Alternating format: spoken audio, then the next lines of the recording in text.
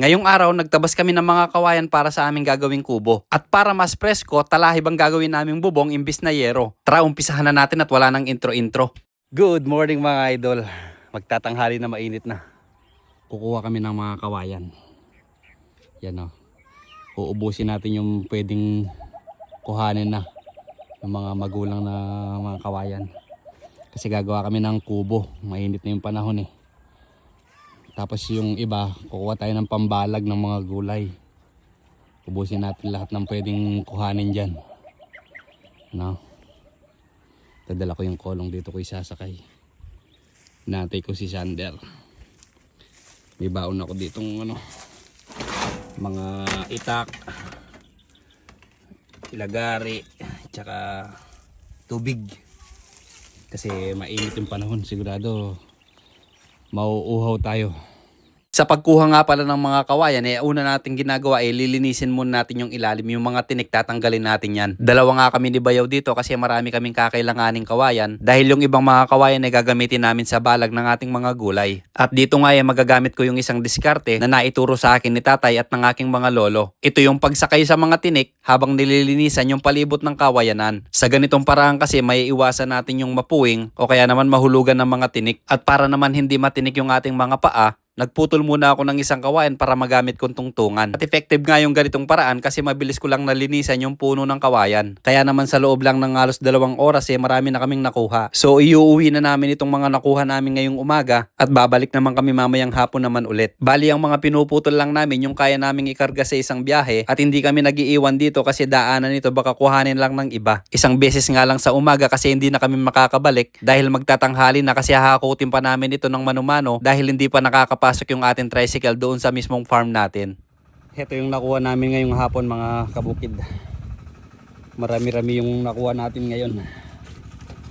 Buti na lang meron akong pangkawit sa mga tinik. Mahaba yung handle nyo. Yung kasing ginagamit kong itak nasira.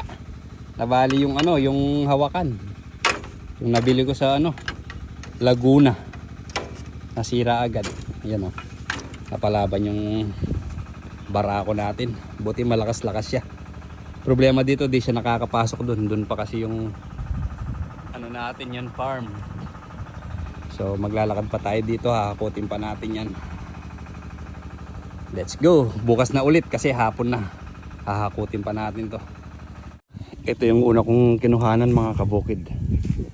Halos ubos na yung magaganda niya. Ayokong kunin yung kasi baka matumba sa mais, no.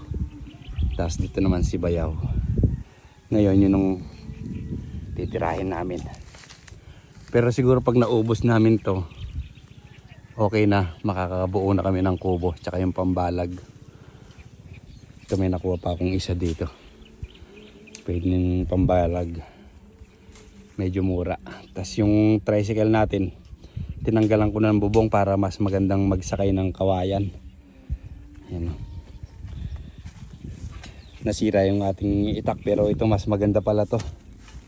Kasi kahit yung tinik, kayang-kayang putulin. May kalawit siya tsaka may maliit na palakol.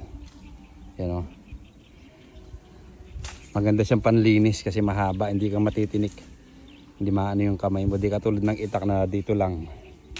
Minsan napipitik yung kamay natin sa mga tinik. Ang dami ko nang naging mga sugat yan pati sa kabila. So ngayon itong uubusin namin.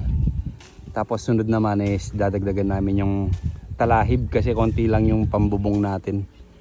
Pero maraming makukuhanan dyan yung sa daanan dyan palabas ng highway.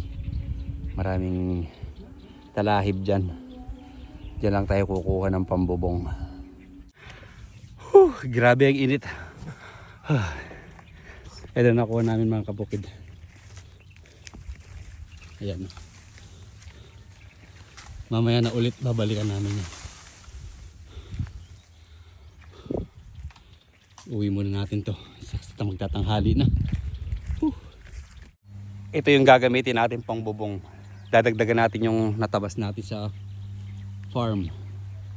Yan, kukunin ko na yan. Hanggang dun yan sa tulay. So mas presko yung kubo natin pag ganito yung bubong, hindi yero, di ba? Ito nga po pala yung talahib, iba po ito sa kugon. Mula po nung pumutok yung pinatubo at nilahar kami dito, nagsitubuan na po yung mga tambo at saka yung mga talahib. At mula nga po noon nagagamit na namin itong talahib bilang bubong ng aming mga bahay. At yung tambo naman po, yung bulaklak noon ginagawa naming walis at yung katawan naman niya, nagagawa naming sawali bilang dingding ng aming mga bahay. Mas presko yung ganong bahay, kaso nga lang siyempre mas marupok siya. Pero kahit papano malaking tulong na rin siya sa mga wala talagang pambili kasi ito libre lang, kukuhanin mo lang dito sa bukid, may pambubong ka na at may pangdingding. Tapos yung kawayan pwede na tayong gumawa ng bahay kasi pwede yung gawing poste at balangkas ng ating bubong. Yan ang maganda pag nakatira ka dito sa probinsya kasi napakaraming bagay na hindi mo na kailangan bilhin pa. Tulad ngayon nagagawa tayo ng bahay kubo, libre na yung gagamiting nating kawayan at saka yung talahib na gagawin nating bubong. Medyo nakakapagod lang pero pagdating naman ng hapon at nakaligo ka na wala na rin yan. Hinatid ko nga muna dito yung mga talahib na nakuha ko at mamaya ko na hahakutin para maibilad sa farm kasi babalikan ko pa si Bayaw para maisakay na namin yung mga nakuha niyang kawayan. At pagdating ko nga sinakay ko na agad yung mga kawayan habang si Bayaw kinukuha pa yung panghuling naputol niya. At kung makikita nyo nga napakainit na kaya sabi ko tara na uwi na tayo. Kasi uhaw na rin ako at naubos na yung aking inumin. At sa tingin ko naman sobra-sobra na yung mga nakuha naming kawayan para sa gagawin naming kubo at saka sa mga balag. Pinasobra talaga namin para may magamit kami sa mga kulungan ng manok o kaya naman pampose sa aming mga solar street light. Ganito na nga karami yung nakuha namin para sa gagawin naming kubo. Sobra-sobra na yan kasi hindi naman ganun kalaki yung gagawin natin. Ito naman yung para sa ating mga balag at yung iba nga naitayo na ni Bayaw. Marami nga rin yung kailangan niyang pambalag kasi ang dami niyang bagong tanim na mga sitaw. Heto naman yung unang talahib na natabas niya dito sa farm, yung sinunog ko na damuhan. Napakakonti lang nito kaya naman nagtabas ulit ako at kung sakaling kukulangin pa yun magtatabas ulit tayo. Ito yung nakuha ko kahapon, patutuyuin ko muna siya and soon gagawa na tayo ng kubo, abangan nyo po. So hanggang dito na lang po muna yung kwentuhan natin. Kita-kita po ulit tayo sa susunod. Thank you sa panonood.